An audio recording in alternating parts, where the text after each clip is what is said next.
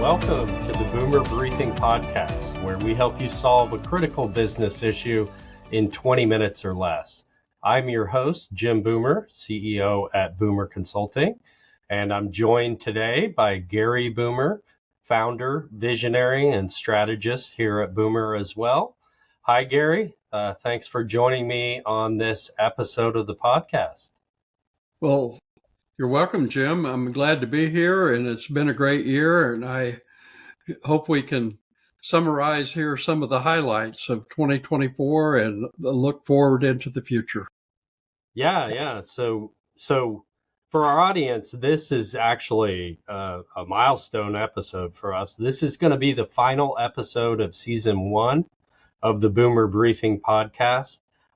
We've recorded over 200 episodes, and so I'll talk a little more about where we're headed at the end here, but we're excited about looking back on what we've achieved over the last year, but also looking ahead to the future as well and what it means for this podcast. So I don't know, what do we want to talk about, Gary? You want to kick us off? Sure. Jim, you might talk about the Boomer Circles. You know, those started in 1999. It's hard to believe they've been going that long, but they've really expanded, and we're bringing C-suite members into the circles from all aspects of the firm. So talk a little bit about what you're hearing at those circles and what's really happened in 2024. Yeah, you bet. Well, I'd echo that it's pretty amazing to see where we started and where we are today.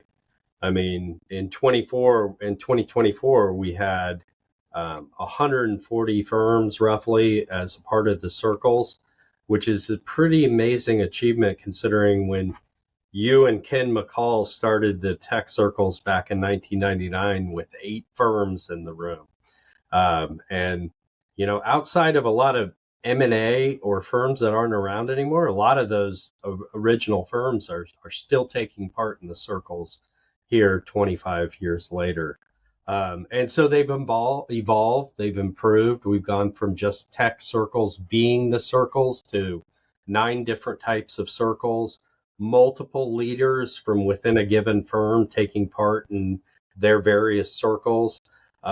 So it really has expanded, and the conversations have grown as well.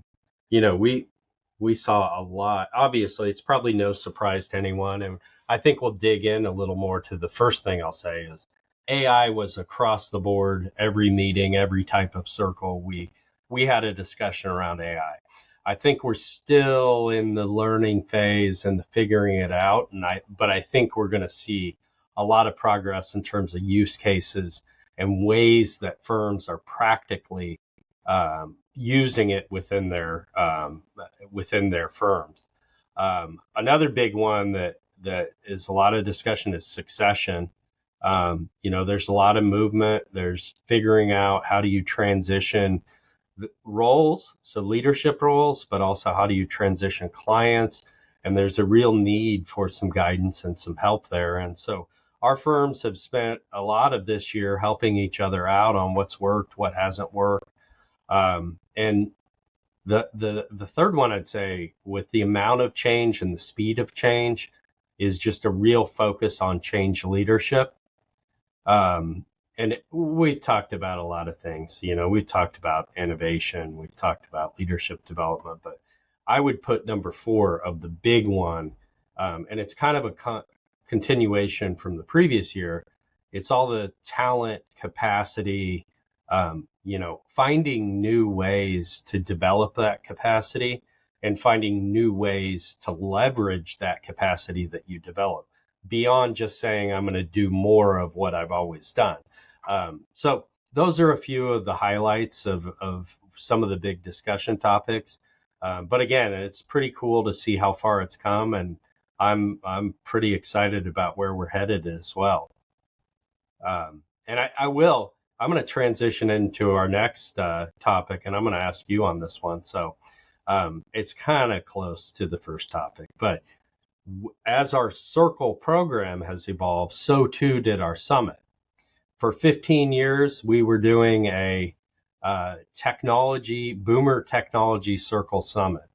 And this was the first year that we decided we were going to make it the kind of central point to bring all the functional leaders together. And so we had our first annual Boomer Circle Summit that included all 9 of those. So maybe you could talk a little bit about how that went. What were some of the key moments and highlights? And where do you think we're headed in 2025 with the Boomer Circle Summit?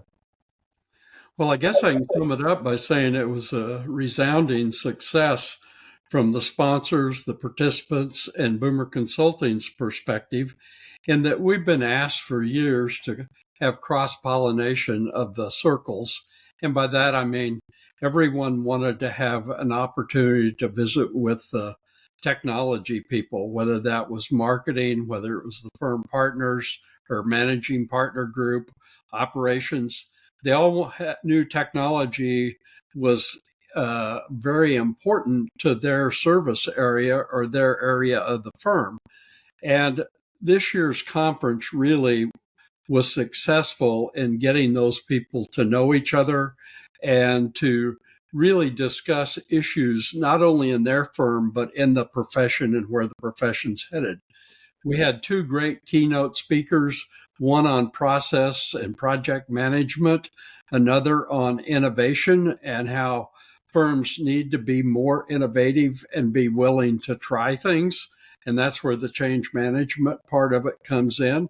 We had one firm that's been a member of our circles since inception, had 12 people there in order to really strategize, take what they learned at the conference and put it into an action plan before they left. And I see this happening more and more, is that people participate as teams or as a group more than just send out one scout and expect the scout to come back with all the information.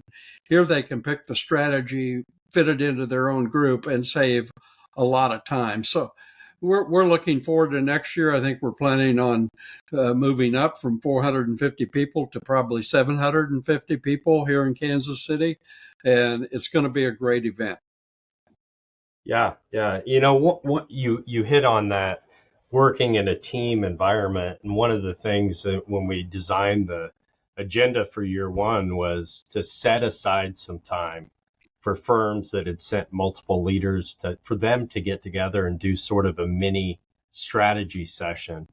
And, it was probably one of the least structurally organized session times. So I was a little nervous that people were going to view that as a break in the agenda and go check email or maybe take a nap, do whatever they wanted.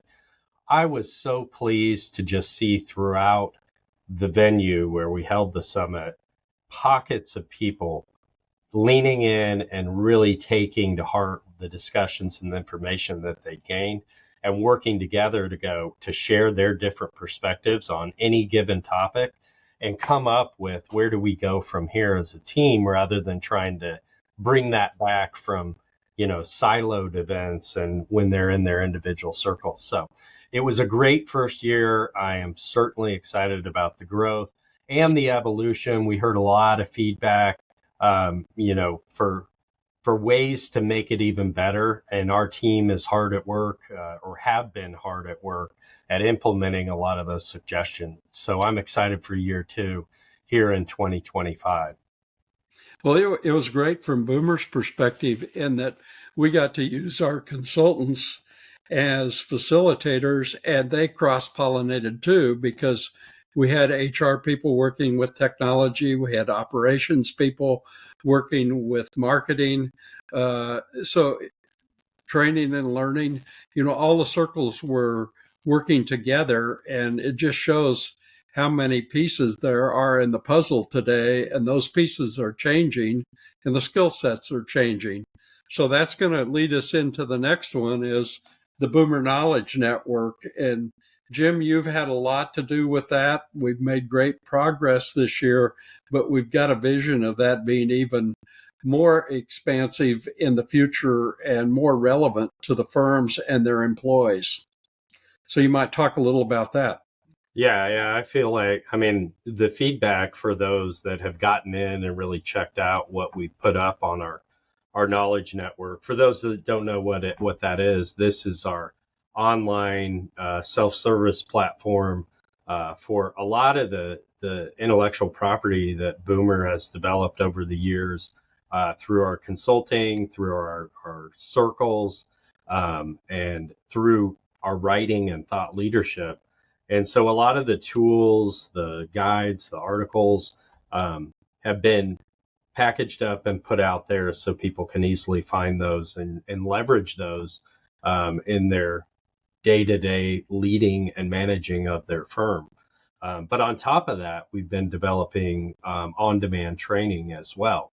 And that is going to only accelerate in 2025 because we've only just begun here.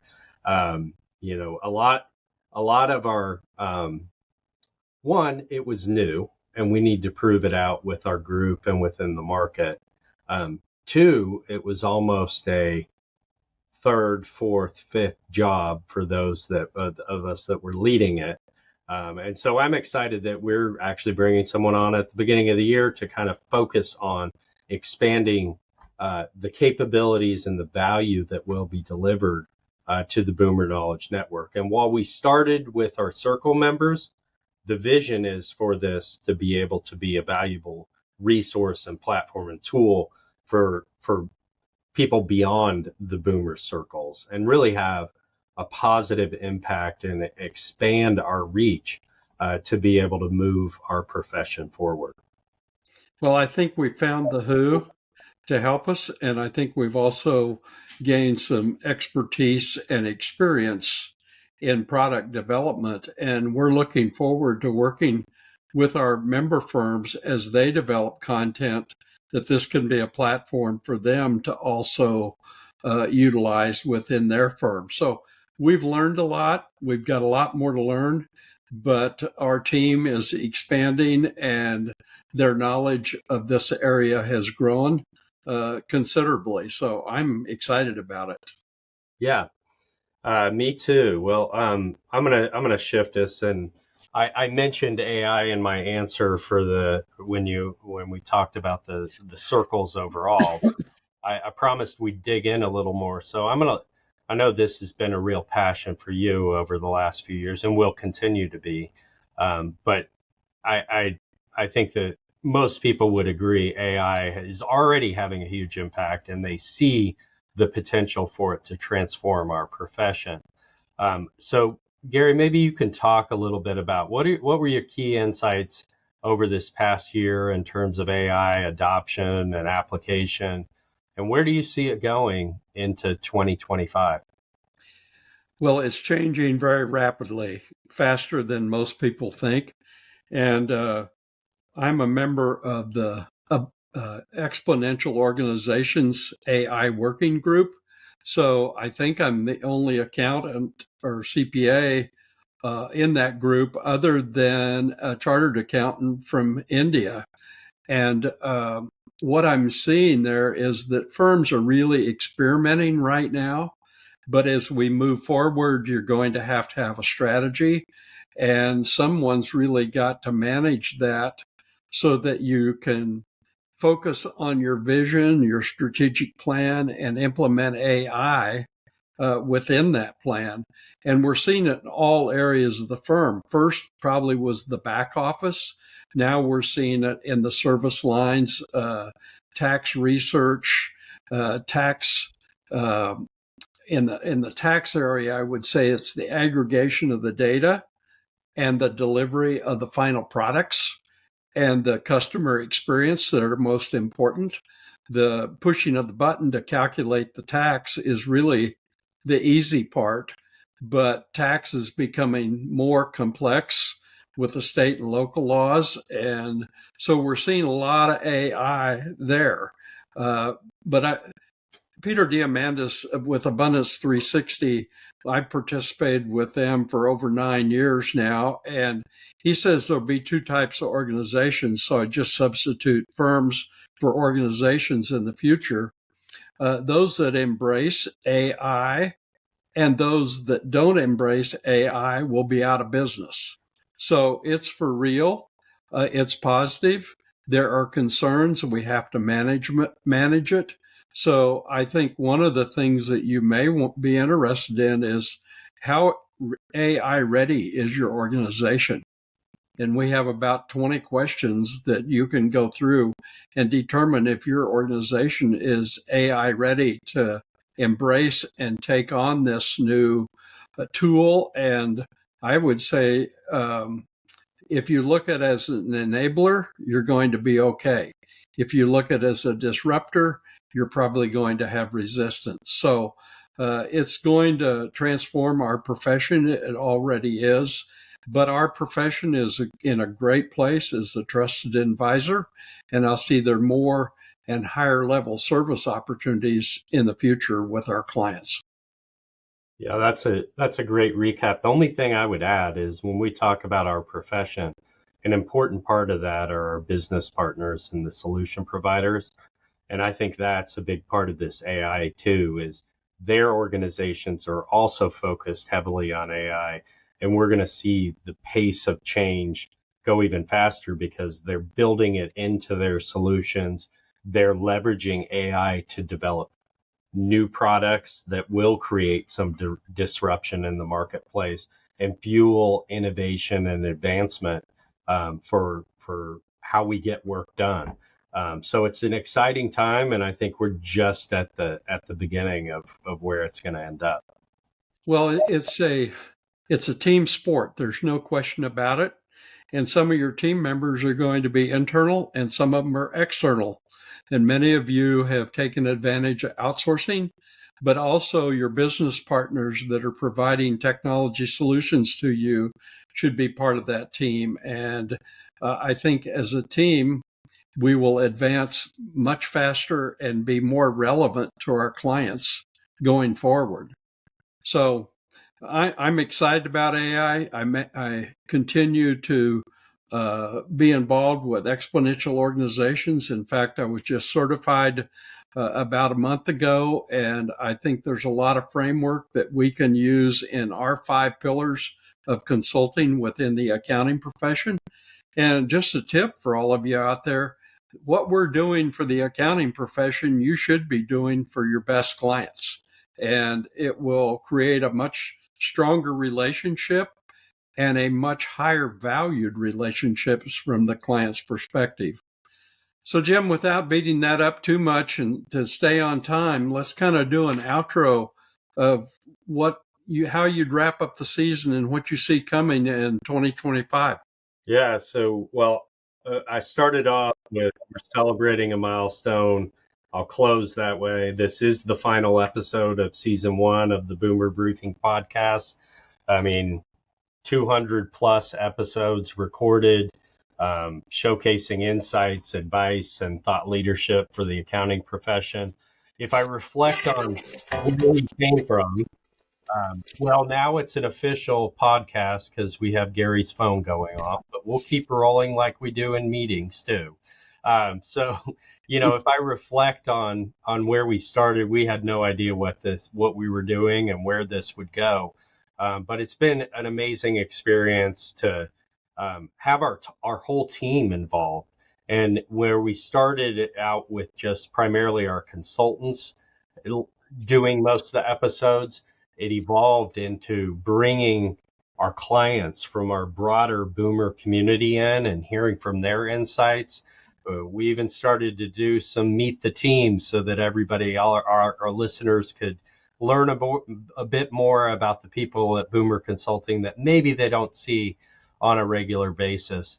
And so it's been a lot of fun. But if I look ahead to 2025, we're going to launch a new season that's going to have some fresh formats, exciting topics, and even more engaging guests. So we plan to really expand the impact by diving deeper into the key themes and featuring more voices from the broader Boomer community and beyond. So, Gary, thank you for being on here for our closing episode of season 1. And I want to thank our listeners for their support. and invite you to stay tuned for updates on the new season. So with that, let's close out season 1.